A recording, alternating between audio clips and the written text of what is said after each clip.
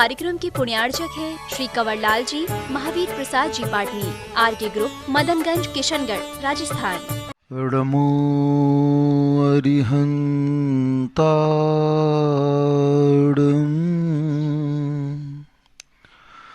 नमो सिद्धाड़ं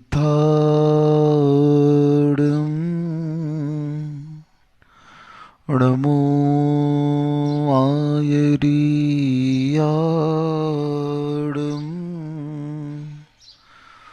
नमो वज्रायाड़ं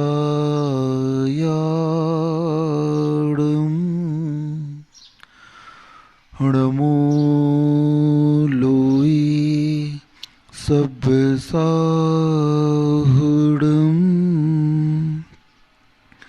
हानित्य घटती आयु है पर पाप मति घटती नहीं, आई बुढ़ोती पर विषय से कामना हटती नहीं।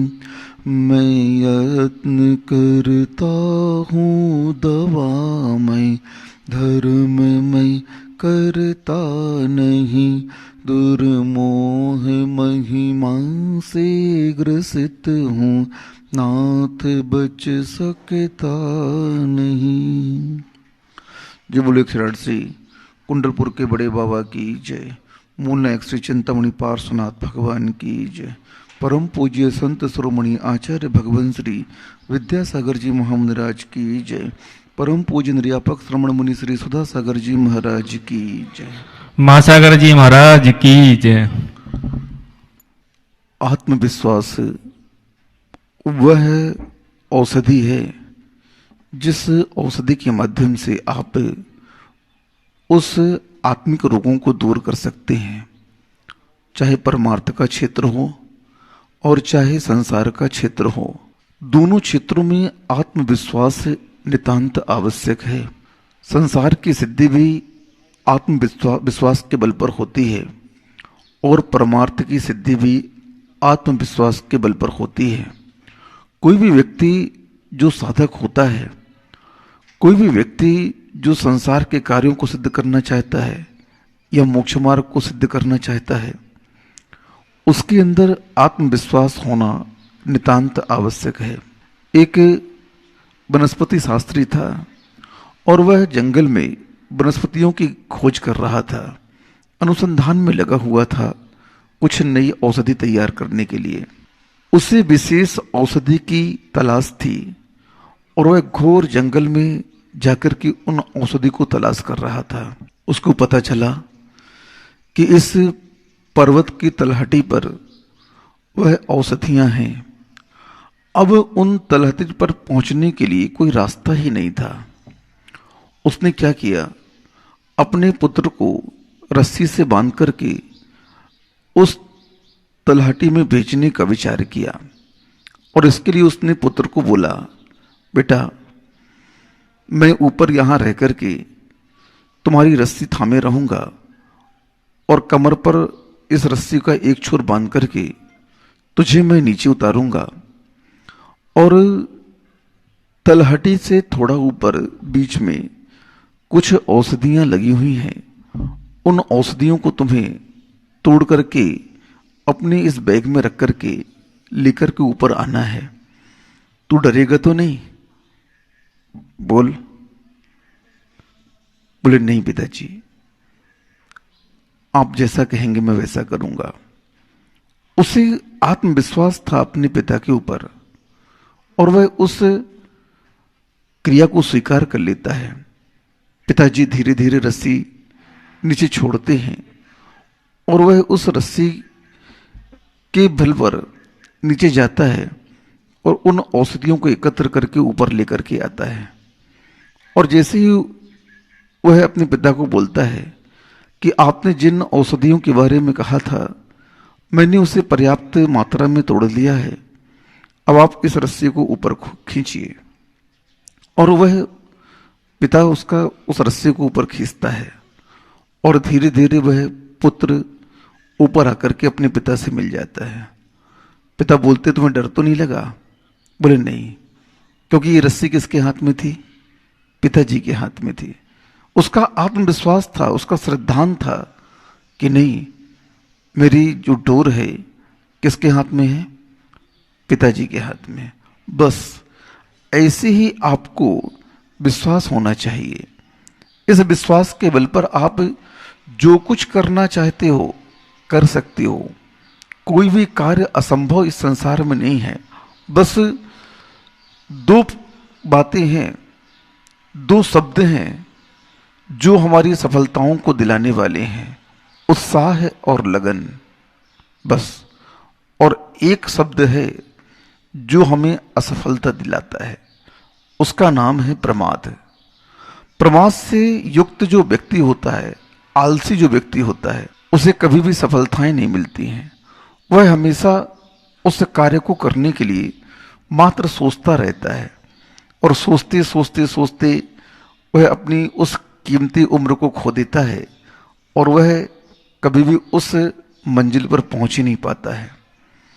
पुरुषार्थ शब्द स्वयं कह रहा है कि किसे तुम्हें सिद्ध करना है। पुरुष का अर्थ होता है आत्मा और अर्थ का अर्थ होता है प्रयोजन। आत्मा ही सिद्ध करना जिसका प्रयोजन है, उसका नाम पुरुषार्थ है। और हम लोग पुरुषार्थ किसका कर रहे हैं, जरा सोचो।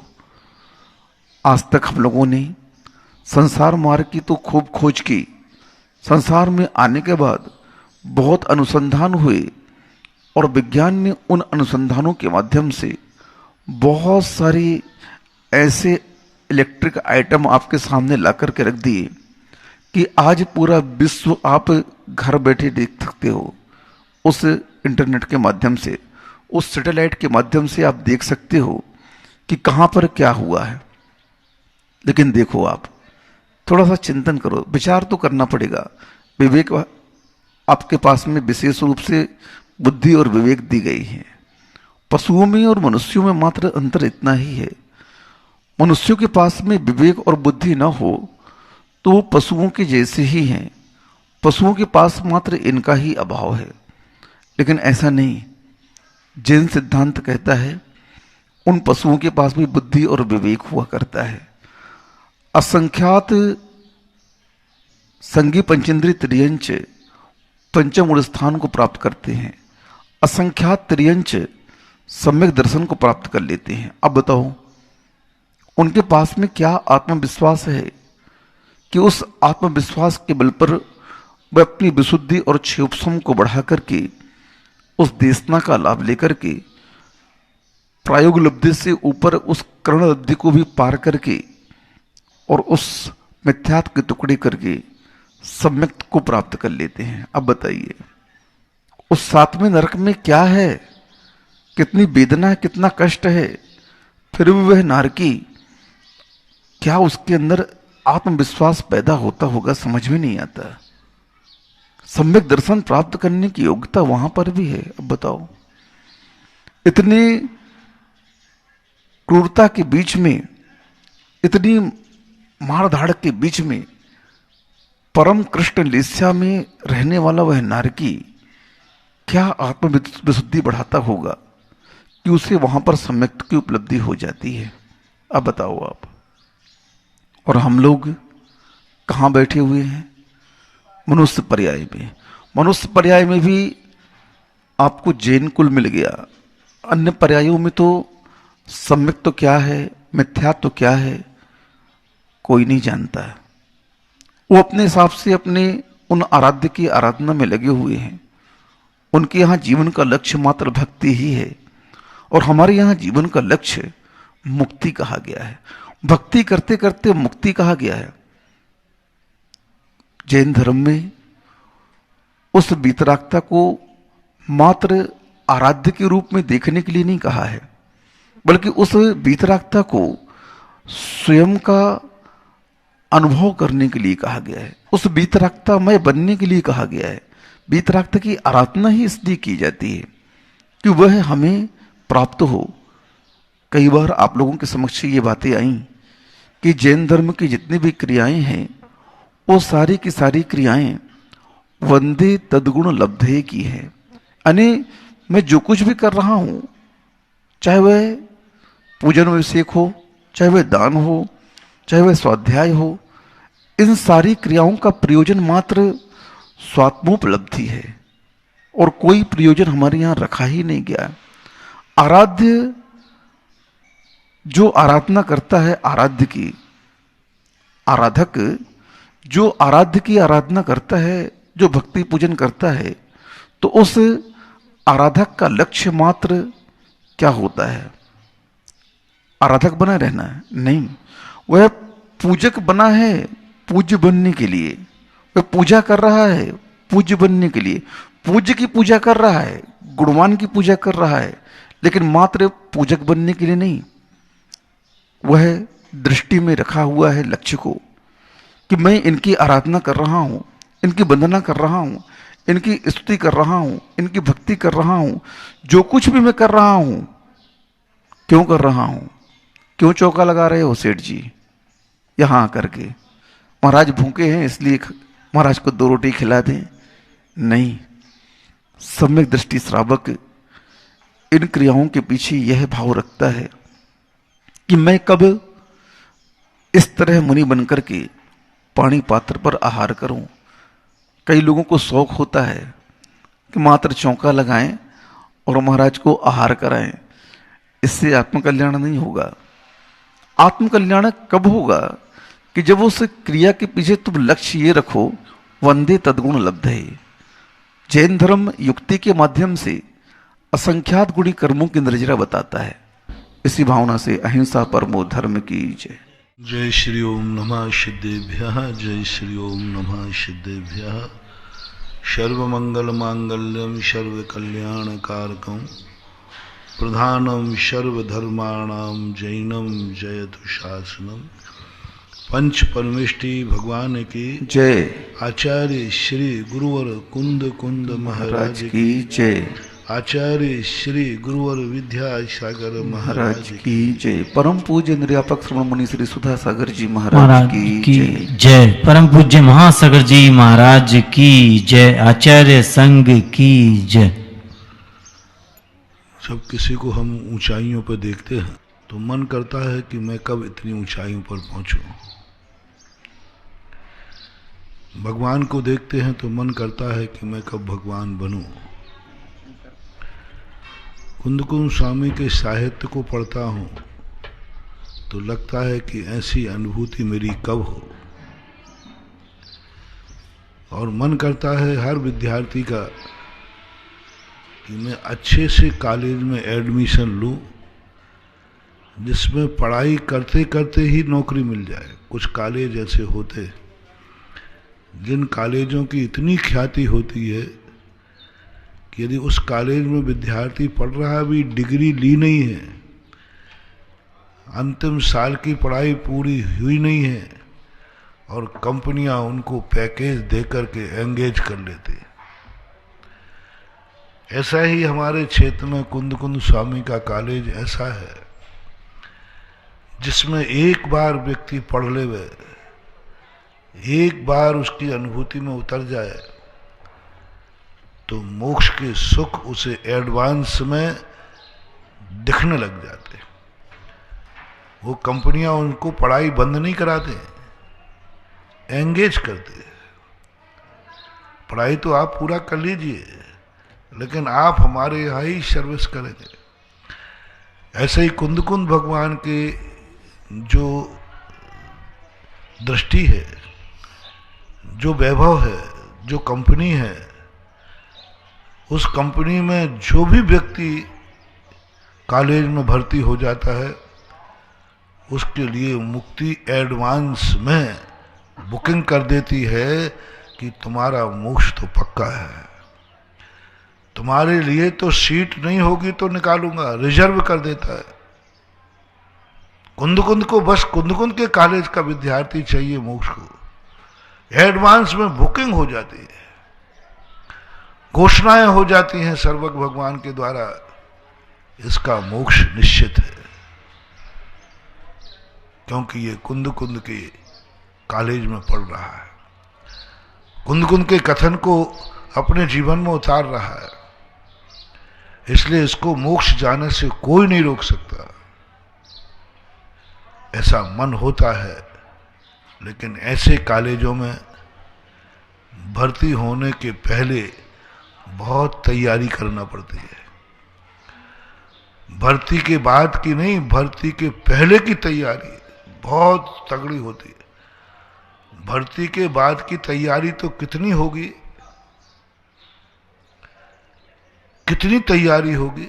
कल प्रश्न आया था निमित्त नैमित्तिक और अध्यात्म। अध्यात्म तो वो है कि पर वस्तु के संबंध में भाव ही ना आवे कि ये पर है। ऐसी स्वसत्ता में वो स्थापित हो जाता है कि पर की खबर ही नहीं रहता कि पर है क्या। वो तो कहता मैं हूं, बस इतना काफी है। तो उसके लिए लेकिन पहले से पूर्व तैयारी करना बहुत जरूरी है। वो पूर्व तैयारी के अपन उसी तैयारी में चल रहे हैं, क्योंकि अपन को कुंद कुंद स्वामी के कॉलेज में एडमिशन लेना। वो जो तैयारी बता रहे सब तैयारी कर रहे हैं।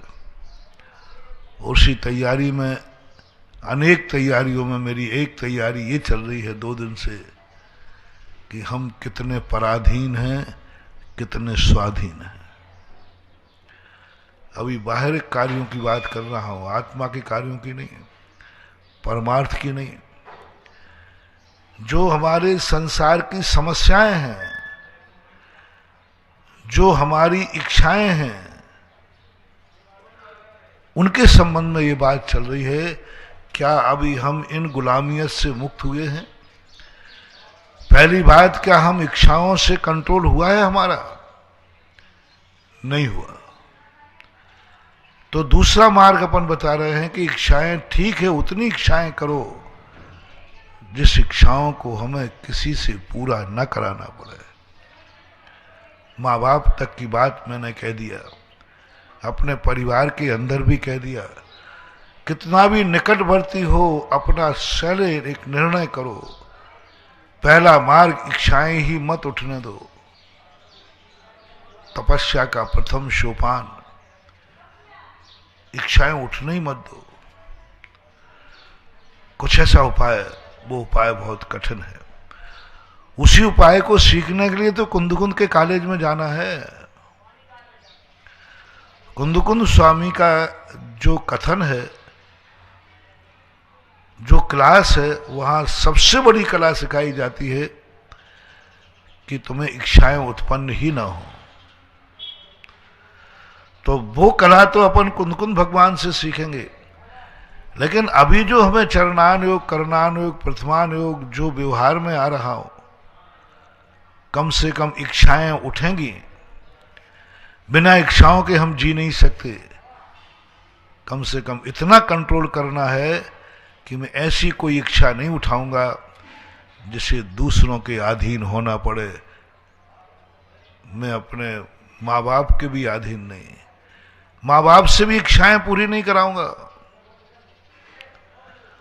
और कोई समस्या भी मेरी जिंदगी में आ जाएगी तो मैं खुद निपटाऊंगा।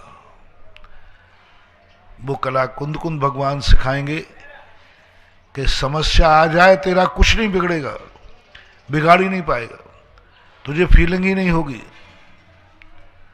शुद्ध उपयोग में जब आत्मा लीन हो जाती है, उसके शरीर को काटो, पीटो, जलाओ, कुछ भी उसको फीलिंग ही नहीं होती। सप्तम गुण स्थान के बाद असाता कर्म की उदीर्णा रुक जाती है, फीलिंग ही नहीं होती। असाता उदय में बनी रहती, उपसर्ग चलते रहते, उनको अनुभव में नहीं आता। ये कला हमें कुंदकुंद भगवान सिखाएंगे। लेकिन अभी तो ये कला सीखना है कि समस्याएं हमारा कुछ बिगाड़ सकती है। समस्याओं में हम सुखी नहीं रह सकते, पर इतना प्रयास करना है कि वह समस्या मैं खुद सुलटाऊंगा, अपनी खुद की समस्या, दूसरों से नहीं, माँ बाप से भी नहीं, परिवार से नहीं। 2 दिन से अपन इसको बड़े विस्तार से सुनाए। अपनी कोई भी इच्छा, कितना भी संबंध हो तुम्हारा, माँ बाप से हट करके, कल अपन पति पत्नी पे आए थे, दोनों एक नियम करो, हम दोनों एक दूसरे की इच्छाएं एक दूसरे के अधीन नहीं होने देंगे। हम इच्छा ऐसी करेंगे ही नहीं जिसे हमें एक दूसरे से पूरी करना पड़े। यदि समस्या आएगी तो हम उसको खुद सहन करेंगे, और यदि करने का भी मन होगा तो हमने पहले ही बता दिया, माँ बाप से इच्छाएं पूरी नहीं कराना, माँ बाप की इच्छाएं पूरी करना। माँ बाप से समस्याएं समाधान नहीं करवाना, माँ बाप की समस्या पूरी करना। मियाँ बीवी में यदि तुम्हारा कर्तृत्व बुद्धि हुई तो अपनी इच्छाओं की पूर्ति के लिए पति का चयन नहीं करना, पति की इच्छाओं की पूर्ति के लिए अपने को समर्पित कर देना। पति भी अपनी जिंदगी में पत्नी को अपनी इच्छा पूर्ति का साधन न बनाए, उसकी इच्छा पूर्ति के लिए अपने जीवन को समर्पित कर दे। पत्नी को अपनी समस्याओं का समाधान के लिए उपयोग न करे, नियम करे, पुरुष मैं अपनी जिंदगी की समस्याएं पत्नी को नहीं बताऊंगा, उससे हल नहीं निकालूंगा। अच्छे राजा लोग कभी अपनी राजनीति की बात रानी को नहीं बताते, कभी नहीं बताते। कितनी बड़ा युद्ध हो, वो कभी वहां की समस्याएं बहुत है, लेकिन वो बताएंगे नहीं कि मेरी ये समस्या है,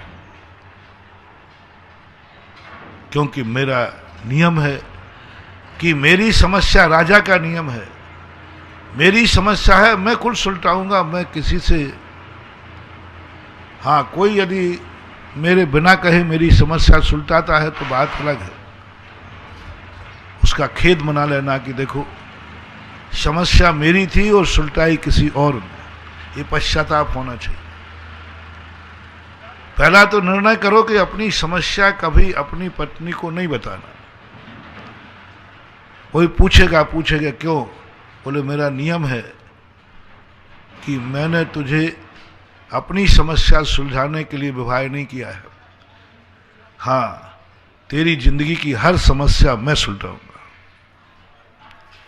ऐसे ही पत्नी को, ऐसे पुरुष को तो सोच लिया, बाजार की संसार की दुनिया भर के फितूरियां बातें घर में आके मत बताया करो।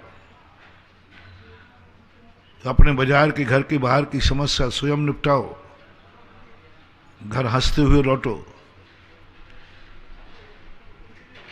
घर भरे हुए लौटो, घर तृप्त होके लौटो, घर पूर्ण होके लौटो, विश्वास के साथ लौटो। जितना सोच के गया था वो सब करके आया। एक चेहरे पर मुस्कान होना चाहिए। पत्नी जब अपने पति को, माँ अपने बेटे को बाहर से लौटता हुआ सबसे पहले आप देखना, फीलिंग करना आप लोग, सबसे पहले वो आपके चेहरे की तरफ देखती है। माँ हो, पत्नी हो, कोई सबसे पहले चेहरे की तरफ देखती है जब तुम बाहर जाते हो, और चेहरे पर पढ़ना चाहती है कि इनके चेहरे पर कुछ खुशी है या दुख है। घर में प्रवेश करना सीखो। 50% तुम्हारा वास्तु भी गड़बड़ होगा तो 50% तुम्हारे घर में मंगल होना शुरू हो जाएगा। 50% तुम्हारे घर में सगुन होगा।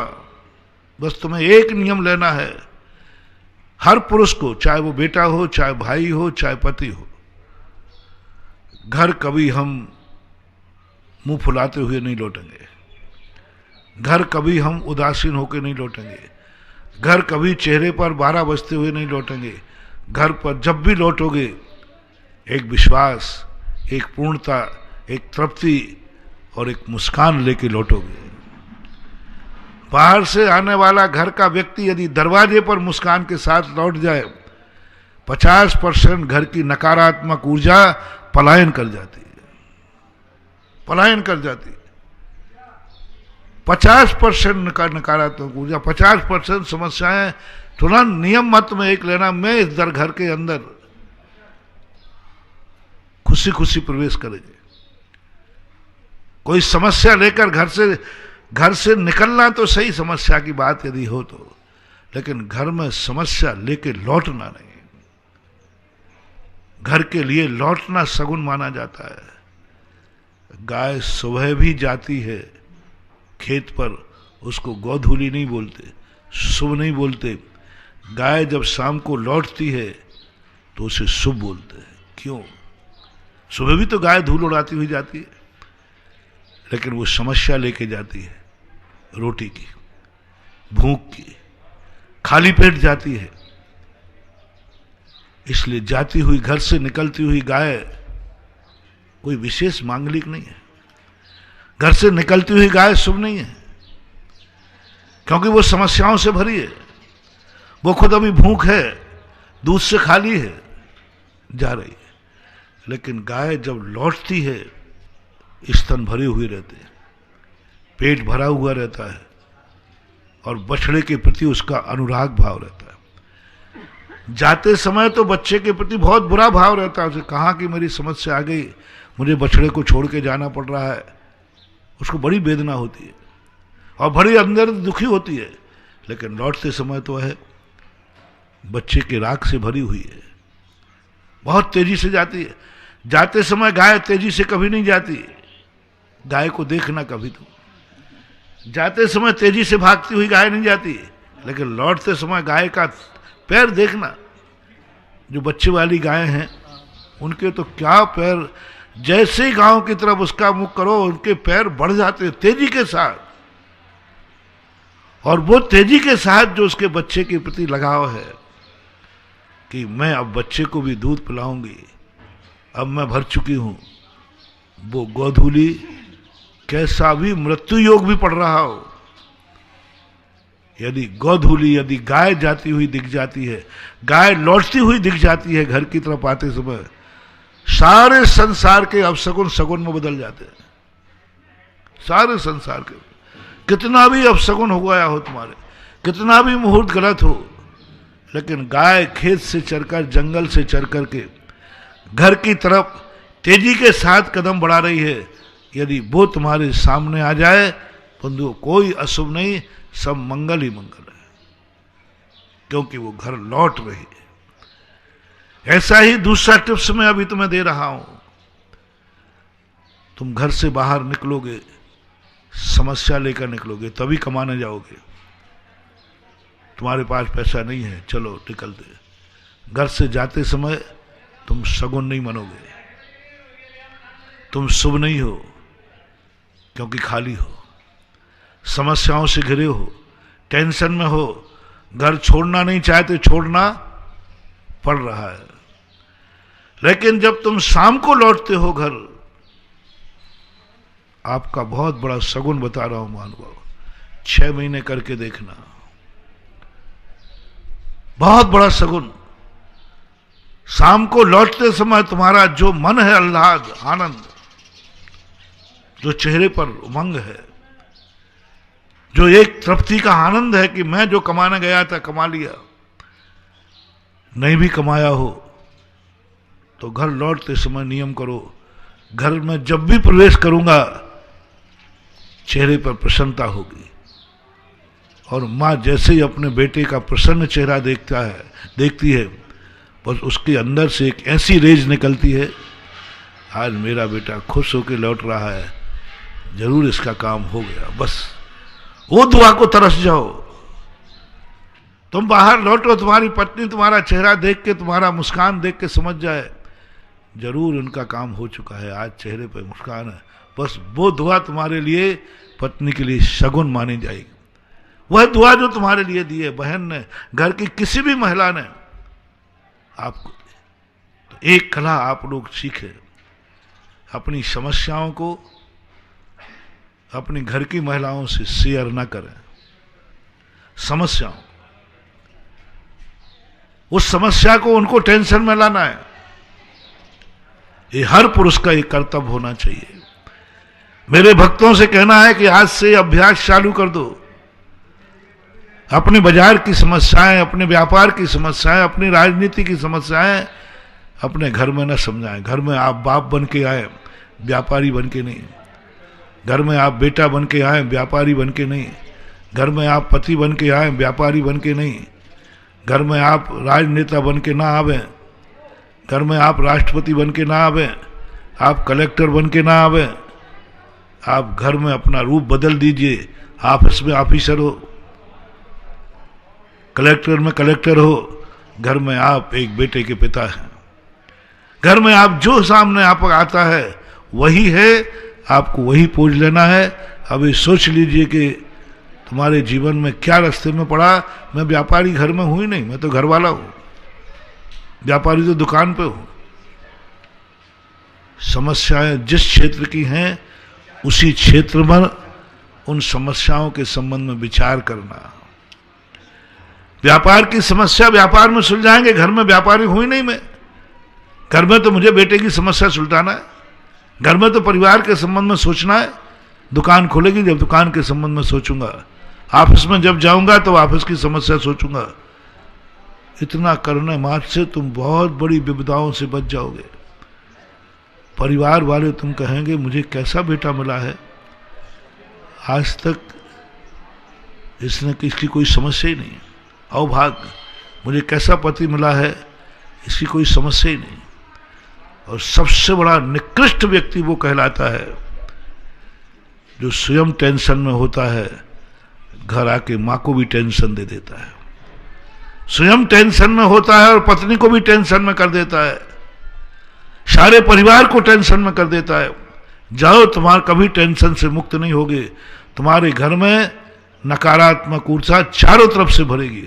तुम तो टेंशन में थे ही, परिवार को भी टेंशन कर दिया, अब पूरा घर टेंशन से, नकारात्मक ऊर्जा से भरेगा। अब दोनों टेंशन में रात भर जागोगे, दोनों टेंशन की बातें करोगे, दोनों बैठकर रोओगे। कभी तुम्हें पूरी रात भर तुम टेंशन में पूरे परिवार को रखकर बैठे रहना, सुबह तक आप वैसी टेंशन में पाओगे जैसा शाम को पाया है। जैसे तुम टेंशन से आए थे ऐसे ही पूरा, कितनी कहूंगी, तुमने पूरे घर को टेंशन में डाल दी। और जो सूत्र मैं तुम्हें दे रहा हूं, इस सूत्र का एक नियम करो 6 महीने के लिए कि मैं अपने टेंशन परिवार को नहीं दूंगा, मैं अपनी समस्या का शेयर नहीं करूंगा।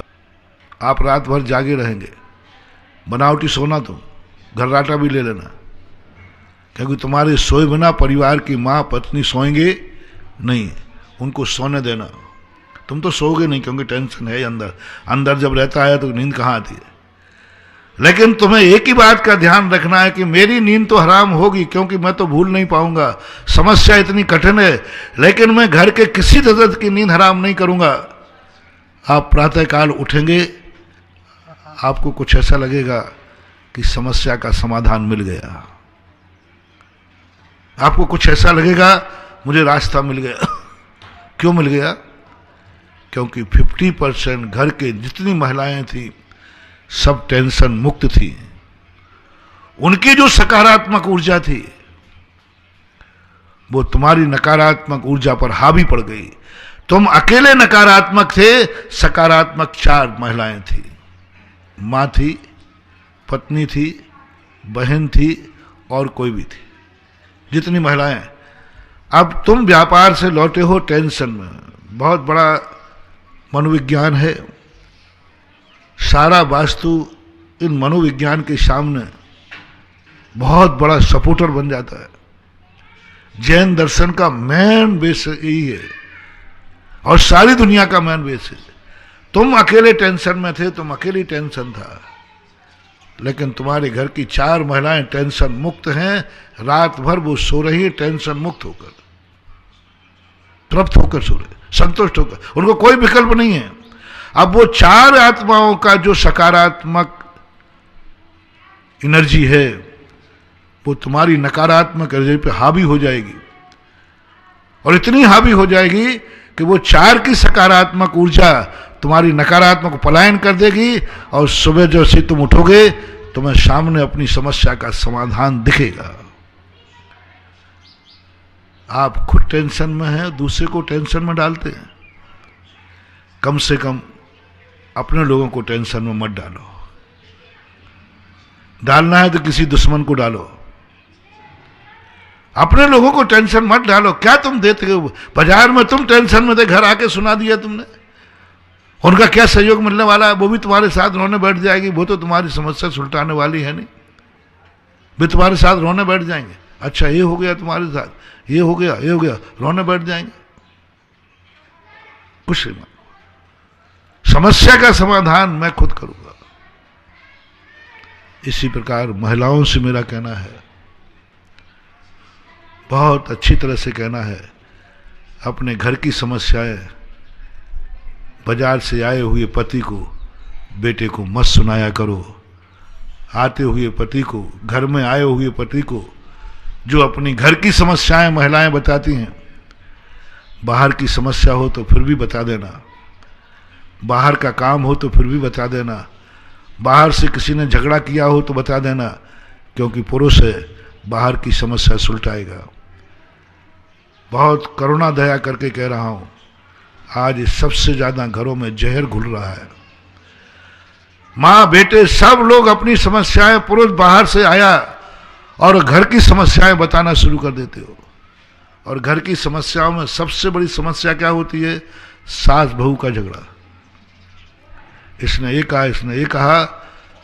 वो जो माँ अपने घर में आते ही बेटे को बहू और सास के झगड़े सुनाती है, आज बहू ने ऐसा कहा, तेरी पत्नी ने ऐसा कहा, समझ लेना वो माँ नहीं है, वह बेटे की दुश्मन है, 10 भाव की बहरन है। जो बेटे को अपने घर की समस्या, और समस्या घर की कुछ नहीं है, आपसी की समस्या है, कलाई की समस्या। माता हो, कोई बड़ा नियम नहीं है, कितने भी अत्याचार बहू करे, जो कुछ करना है करे, मैं घर की समस्या बेटे को नहीं बताऊंगा। बेटा बाहर से आया है, घर में कुछ खुशी पाने आया है, टेंशन तो बाजार में था उसको, टेंशन में तो वो जी रहा था, पैसा बिना टेंशन के नहीं कमा पाता। घर में कोई आया है, व्यक्ति बेटा आया है, कुछ सुख पाने के लिए, कुछ विश्राम पाने के लिए, कुछ शांति पाने के लिए आया है। और यहां घर में रह करके प्रत्येक पुरुष की पत्नियों को, जो जो पत्नियां हैं, उनके जो जो पति हैं, उनसे मेरा बहुत अच्छी तरह से कहना है कि पति को कभी घर की समस्या मत बताना। आप और सासू के बीच में क्या हुआ है, पति को मत सुनाओ, अपनी न सुनाओ। वो बैरन है जो जाकर के पति आते बैठा नहीं है, तुम्हारी माँ ने ऐसा कहा, तुम्हारी बहन ने ऐसा कहा, समझना तुम बहुत बड़ा नाश कर रही हो, बहुत बड़ा नाश कर रही हो। तुम अपने सौहाग का कलंकित कर रही हो, तो अपने पति को नकारात्मक ऊर्जा दे रही हो। वो पति एक दिन इतना थक जाएगा कि वो, हमने ऐसे लोगों को देखा है, मेरे पास ऐसे लोग आए, बोले माँ जितनी देर घर से बाहर हूं उतनी देर शांति है। घर लेट आते हैं, माँ बहू पत्नी सो गए होंगे, चलाकर लेट आते, समय काटते हैं यहां वहां, क्योंकि जाते ही कलह होना। वो घर नारकियों का घर है, जहां पुरुष वर्ग घर में आने के लिए बाहर घूम रहा है, घर में आना नहीं चाहता। यदि पुरुष के मन में एक बार भी भाव आ जाए, उतनी देर शांति है जितनी देर मैं घर से बाहर हूं। ऐसे दुनिया में घर हैं कि नहीं, थोड़ा बताओ। वो कहते भैया घर के बाहर ठीक है भाई, जाओ सब। अरे अभी नहीं, अभी वो सोए नहीं लोग, अभी जाकर आप मत करो रे महिलाओं, मत करो ये गलती।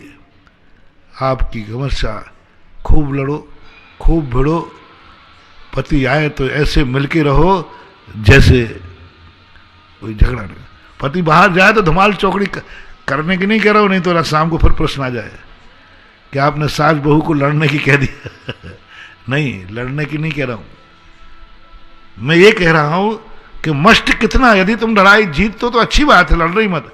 लेकिन सबसे बड़ी चीज है, मां नियम ले ले बेटे के सामने नहीं लड़ूंगी, बहू नियम ले ले पति के सामने नहीं लड़ूंगी, और हम अपनी लड़ाई को प्रदर्शित भी नहीं होने दूंगी, दोनों मिलकर रहेंगे। एक बार ऐसे दो डाकू थे, दोनों डाकू कट्टर दुश्मन थे एक दूसरे के, इतने कट्टर दुश्मन थे कि वे एक दूसरा भिड़ जाए तो जैसे वो सांड होते ना, एक दूसरे को मारने को उतारू हो जाते थे। लेकिन गजब की उनकी भाषा थी, पुलिस के सामने दोनों एक हो जाते थे, पुलिस के सामने एक हो जाते थे, दुनिया के सामने वो एक, और लेकिन आपसी में जानी दुश्मन होते थे, कभी भी किसी को मर्डर कर सकते हैं, देखते ही गालियां, देखते ही बद्दुआएं, लेकिन पुलिस आते ही दोनों एक हो जाते थे, दोनों एक दूसरे के बचाव में गवाही देते थे। गवाही के लिए यदि उसको गवाही की पड़ी तो जाकर नहीं साहब मैं गवाही था, इसने ऐसा नहीं किया। दोनों एक दूसरे की जमानत लेते थे, कोर्ट में दोनों एक दूसरे के पक्ष में बोलते थे। अब बताओ ये कैसा लग रहा है? दोनों एक दूसरे के जानी दुश्मन, लेकिन कोर्ट के सामने, पुलिस के सामने दोनों एक दूसरे के लिए जान दे देते थे। यहां तक मौका आया कि पुलिस को यदि डंडा मार नहीं है तो कहते साहब उसको मत मारना, मुझे मारो, मैंने किया था। झूठ बोल देते थे। पुलिस ने उसको पकड़ लिया तो ये उसकी जमानत दिलाएगा, जैसे बने तैसे दिलाएगा। पिटाई होना होगी तो वो उसको नहीं पिटने देगा, स्वयं पीटेगा, स्वयं पिट लेगा। साहब मुझे मारो, आप उसको क्यों मार रहे हो? उसने तो कुछ किया ही नहीं, मैंने किया, मैंने। ऐसे दुनिया में तुमने बहुत कम लोग देखे होंगे, और मुझे ऐसा लोग सेकंड नंबर पे अच्छे लगे। फर्स्ट नंबर पे तो अच्छा यही नहीं कि अकेले भी मत रहो, लेकिन मैंने इस कहानी से बहुत बड़ी शिक्षा ली, बहुत बड़ी शिक्षा ली कि दोनों दुश्मन होकर पुलिस के लिए सामने एक। इसलिए तुम यदि किसी धर्म से, शास्त्रों से शिक्षा नहीं सीख सकती हो महिलाओं, तो कम इन डाकुओं से शिक्षा ले लो आज, कि दोनों सास बहू खूब जम के लड़ना, लेकिन जैसे ही घर में पुरुष वर्ग आए दोनों मिलकर के ऐसे रहना जैसे कि, कौन सी सास बहू का नाम लूं, आज तक कोई उदाहरण नहीं मिला। दो भाइयों का तो उदाहरण मिला कि भाई दो भाई हैं तो ऐसे हों, दो बहनें हों तो ऐसी हों, लेकिन दो सास बहू ऐसी हों, ऐसा उदाहरण कोई हमें पढ़ा नहीं। तुम लोगों के पास हो तो बताओ, कहानियों में तो नहीं पढ़ा, लेकिन फिर भी दुनिया में मिसाल बनो। बेटा जब बाजार में जाए, तुम्हारा पति जब बाजार में जाए तो लोगों से कहे मेरा घर तो स्वर्ग है, मैंने आज तक अपनी माँ को और मेरी पत्नी को कभी लड़ते नहीं देखा, एक दूसरे कभी लड़ते ही नहीं, मेरा घर तो स्वर्ग है। अब उसे क्या मालूम कि मेरे जाने के बाद क्या होता है। मेरे जाने के बाद तो धमाल चौकड़ी होती है, हाथापाई हो जाए, चोट लग जाए तो क्या, वो तो मैं बाथरूम में फिसल गई। झूठ बोलना सीखो। मैं तुम्हारी लड़ाई को बंद नहीं करा सकता, क्योंकि मैं जानता हूं आज तक ऐसा कभी हुआ नहीं, सास बहू में कभी झगड़ा नहीं हुए हो, ये तो युद्ध प्रसिद्ध है। हो जाए तो चमत्कार है, नहीं होवे तो मैं सेकंड नंबर पे चाहता हूं, पुरुषों के सामने नहीं। पूछे भी क्यों? मेरी बहू कह रहे बहू क्या देवी है, देवी। पति पूछे पत्नी से क्यों? मेरी माँ को, अरे माँ तो क्या जगत माता है, जगत माता मुझे पलकों पर रखती है। और हो सके तो माँ के साथ इतना व्यवहार करना मिलकर के, बस घर के टेंशन से अपने पुरुष वर्ग को फ्री रखो, यही तुम्हारा सबसे बड़ा उपकार है। नारी जाति का अभिशाप मैं काटने का बताता हूं। कई लोग पूछते हैं मैं नारी पर्याय से मुक्ति कैसे पाऊंगी, नारी पर्याय मेरी जिंदगी से खत्म कब होगा? अनेक कारणों में आज एक कारण बताता हूं। जो नारियां ये नियम ले ले, मैं अपने घर की कलह,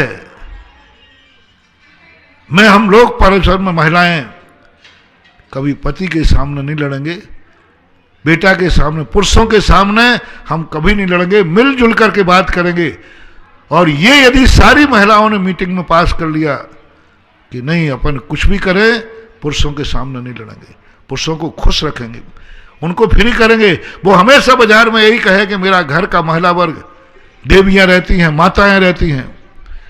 यदि ये तुमने घर में कर लिया तो तुम्हारे घर में देवताओं का वास हो जाएगा, लक्ष्मी का वास हो जाएगा, सरस्वती का वास हो जाएगा, और तुम्हारी जिंदगी की 50% समस्याएं वहीं निपट जाएंगी। मात्र एक संकल्प करना है, हमारी आपसी की समस्याएं हम पुरुष को, माँ बेटे को नहीं बताएगी, पत्नी पति को नहीं बताएगी, बहन भाई को नहीं बताएंगी। ये महिलाओं के झगड़े हैं, महिलाओं के काम हैं, घर गृहस्थी की समस्या है, हम निपटेंगे, आप खुश होकर जाइए। तुम्हारा सबसे बड़ा सगुन जो महिला अपने पति को, जो माँ अपने बेटे को घर से खुश होकर के भेजती है, उसका पति खुश होकर के लौटता है। इतना बड़ा सगुन हो तुम, इतना बड़ा शगुन हो तुम। हमने युद्ध नीतियों में पढ़ा है वर्तमान युग में कि जब सैनिक युद्ध पे जाता है तो माता या पत्नी उसको तिलक और तलवार देती है। आंसू यदि आंख में आ जाए तो तलवार लेता नहीं। तुम मुझे रोते हुए भेज रही हो तो लो, मैं लौटूंगा ही नहीं, रोना पड़ेगा। हंसते हुए भेजो, हंसते हुए भेजो। जब मैं युद्ध लड़ूं तो तेरा चेहरा हंसता हुआ दिखना चाहिए, रोते हुए नहीं। मुझे अंतिम चेहरा चाहिए है। मां अंतिम चेहरा दिखा, ये चेहरे की मैं फोटो उतार के ले जा रहा हूं युद्ध में। पत्नी का हंसता हुआ चेहरा चाहिए। और तलवार भेंट करती थी अपने हाथ से। लड़ने के लिए मुझे राजा ने नहीं भेजा है, मेरी पत्नी ने भेजा, मेरी मां ने भेजा है, तलवार देके भेजा, जाओ। ये शगुन था। हंसते हुए पति को भेजती थी तो उसका पति हंसता हुआ लौटता था। तुम लोग भी अपने घर में पुरुषों को घर से इतना खुश करके भेजो, इतना आनंद से भेजो, इतना प्रसन्नचित भेजो, क्योंकि वो घर से बाहर जा रहा है। तुम तो घर में रहोगी, उसके तो घर से बाहर जाना है।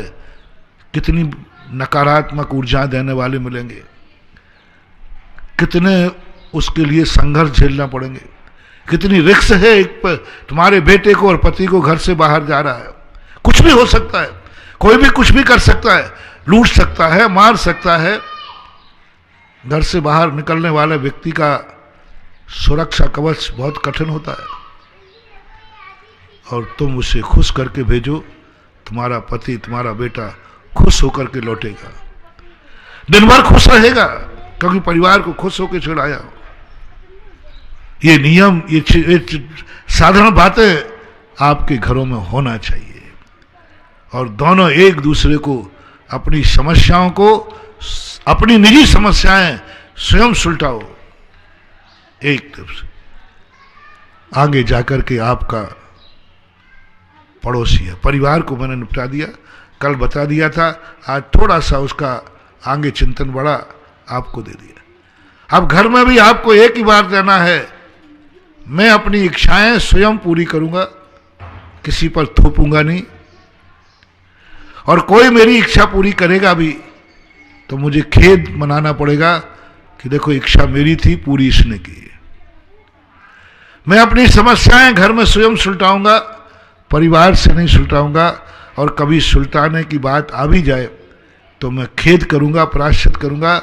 समस्या मेरी थी और इस समस्या को माँ बाप ने सुलटाया, परिवार ने सुलटाया, पत्नी ने, किसी ने सुलटाया। प्रतिक्रमण कर लेना शाम को।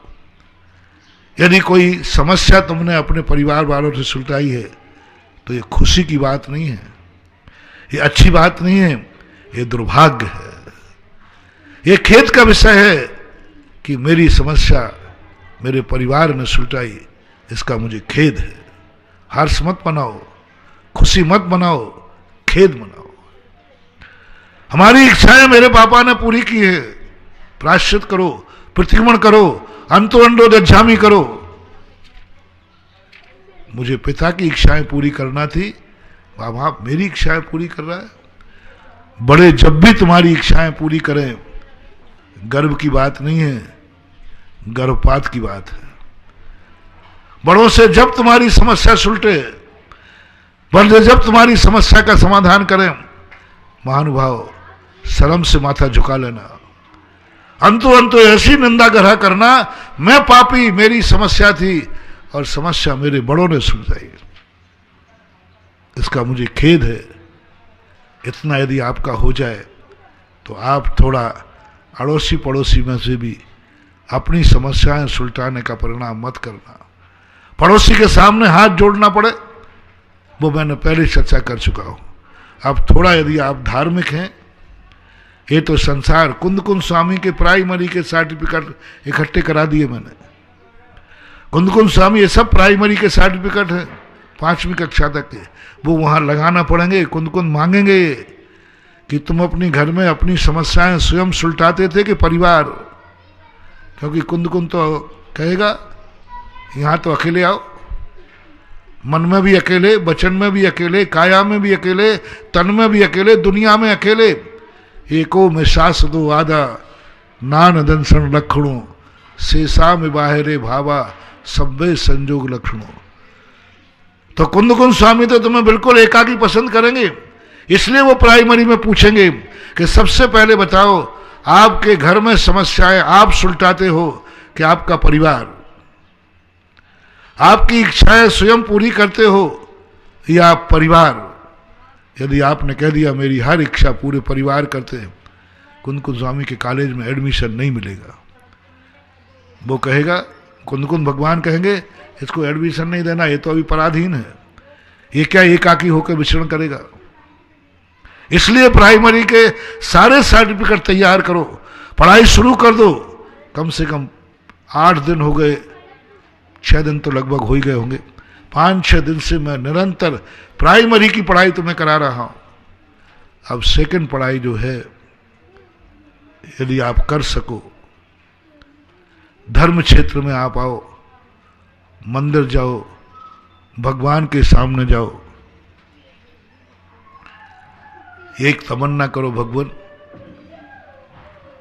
बस मुझे एक ही तागा आशीर्वाद दो कि मेरी इच्छाओं की पूर्ति मुझे आपसे न कराना पड़े, आपसे न करा। हे भगवान, मुझे आपसे कोई इच्छा पूरी नहीं, ऐसी इच्छा मेरे अंदर ना पूरी हो पाए जिसके लिए मुझे भगवान का सहारा लेना पड़ा, भगवान का आलम्बन लेना पड़ा।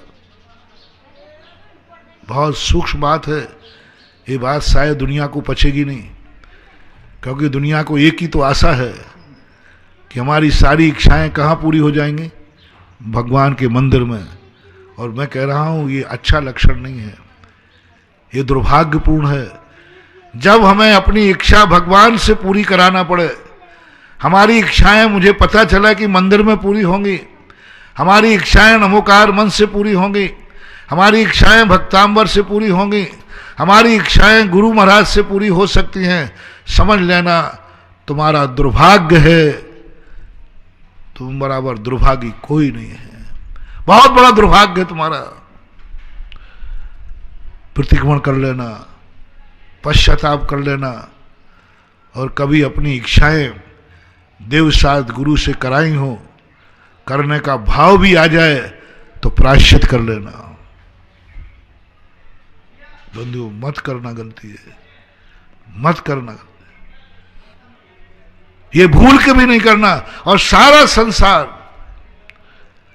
अपनी हर इच्छाओं की पूर्ति भगवान से, गुरुओं से, नमोकार मंत्र आदि से कराता ही है। कोई भी इच्छा होती है, भक्तांबर पाठ पढ़ लो, ये कर लो, शांति धारा कर लो, सब सारी इच्छा इसी से भरा पड़ा है। इसको जीतना है, क्योंकि हमें कुंद कुंद स्वामी के कॉलेज में भर्ती रहना। कुंद कुंद स्वामी की पूछेंगे तो अपनी इच्छाएं पूर्ति कराने के लिए कहाँ मंदिर जाता था क्या? बोले साहब मंदिर तो जाते थे, मेरी सब इच्छाएं भगवान पूरी करता है, मेरे भगवान अतिशयकारी हैं, मैंने जब भी इच्छा की भगवान से कही, सब पूरी। इच्छा पूर्ति भगवान। कुंद कुंद का बाहर निकालो इसको। अपनी इच्छाएं भगवान से पूरी कराता है। जो भगवान से अपनी इच्छाएं पूरी कराएं, वे समय सार पढ़ने के अधिकारी नहीं है। वे समय सार को उपलब्ध नहीं हो पाएंगे। वे कुंद कुंद स्वामी को नहीं समझ पाएंगे, क्योंकि उनकी इच्छाएं भगवान पूरी करता है, गुरु पूरी करता है, ऐसा उनकी भावना है। यानी कुंद कुंद के साहित्य में गाना है तो, कुंद कुंद के निकट जाना है तो वे अशुभ को भी नहीं, शुभ के सामने भी हाथ नहीं जोड़ने देंगे याचना के लिए। पापियों के यहां ही अपनी इच्छाएं पूरी नहीं कराना, नहीं पुण्यात्माओं के यहां भी नहीं कराना। बहुत बड़ी बात महानुभाव, ये मात खोज जैन दर्शन की है, पूज्यवर कुंद कुंद स्वामी की है। बड़ी खोज है। सारे दुनिया के साथ मैंने करे, उन्होंने कहा हर इच्छा की पूर्ति भगवान को करो, इच्छा पूर्ति भगवान। लेकिन कुंद कुंद स्वामी ने खोजा नहीं, एक याचना करो भगवान, बस एक आशीर्वाद दे दे, मेरे मन में कोई ऐसी इच्छा ना आवे जिसकी पूर्ति के लिए मुझे तेरा सहारा लेना पड़े। इच्छाओं का अनुरोध तो मैं नहीं कर पाऊंगा, लेकिन मैं उतनी ही इच्छाएं उठाऊंगा जो मैं खुद पूरी कर लूंगा। दूसरा प्रसंग लाओ,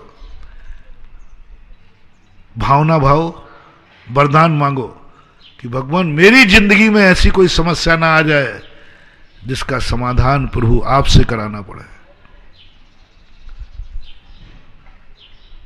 गुरु महाराज आपसे कराना पड़े, किसी से कराना पड़े। धर्म नमोकार मंदिर नहीं, मैं समस्या के समय धर्म का सहारा नहीं लूंगा। धर्मस्या के समय धर्म तो करूंगा, लेकिन समस्या समाधान के लिए धर्म नहीं करूंगा। समस्या समाधान के लिए मंदिर नहीं आऊंगा। समस्या समाधान के लिए गुरु के पास नहीं आऊंगा। समस्या को निराकरण करने के लिए मैं नमोकार मंत्र नहीं पढ़ूंगा। समस्या दूर करने के लिए मैं भक्तांबर नहीं पढ़ूंगा। समस्या में भक्तांबर पढ़ना। मानतुंग आचार्य महाराज ने जेल से छूटने के लिए नमो का भक्तांबर नहीं पढ़ा। जेल में संकट के समय क्या करूं, भक्तांबर पढ़ा। पूरे श्लोक में एक बार भी ये नहीं कहा भगवान मेरी समस्या से निजात दिलाओ, मुक्ति दिलाओ। समस्या में भक्तांबर पढ़ना, समस्या दूर करने के लिए नहीं करना। समस्या में मंदिर आना, समस्या दूर करने के लिए नहीं। समस्या में शांति धारा करना, समस्या दूर करने के लिए नहीं। इसलिए मैंने कहा ना कि मैं शांति धारा को किसी को दावा नहीं करता हूं कि तुम बच जाओगे। मैं तो ये दावा करता हूं शांति धारा करके मरोगे तो अच्छा मरण हो जाएगा। अच्छे मरण के लिए शांति धारा, मरण से बचने के लिए नहीं, संकट दूर करने के लिए, संकट सहन करने के लिए।